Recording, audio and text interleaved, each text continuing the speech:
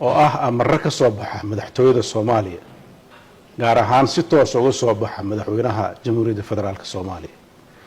maxkamadaha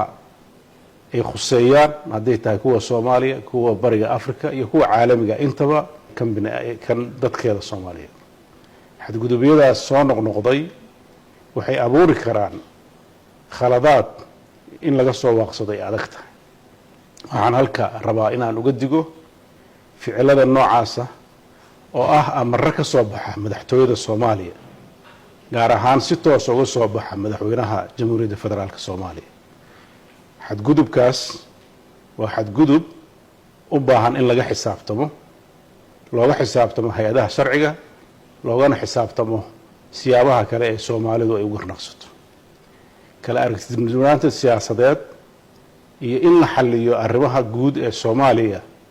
ma keenayso in nafta bini'aadanka lagu xadgudbo oo waliba diyaarado si sharciya lagu socdo inay tan oo kala dhacdo waa wax aan la aqbali karin Puntland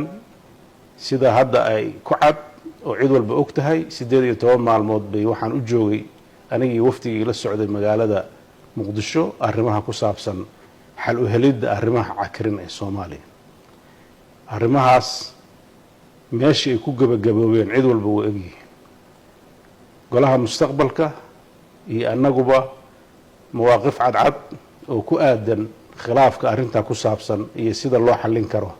ayaan marar badan ka soo saarnay warmutriyeedyo la hadlay bulshada Soomaaliyeed tan maanta aan ka hadlayno waxa weeye ku xadgudubka lagu xadgudbay dadka reer Puntland iyo garoomada Puntland dadka ka safraya ama u safraya waxaan rabnaa inaan ogeysiino dhammaan dadka arrimaha Soomaaliya ay khusayso hay'adaha caalamiga ay dawladnimada khuseeyaan maxkamadaha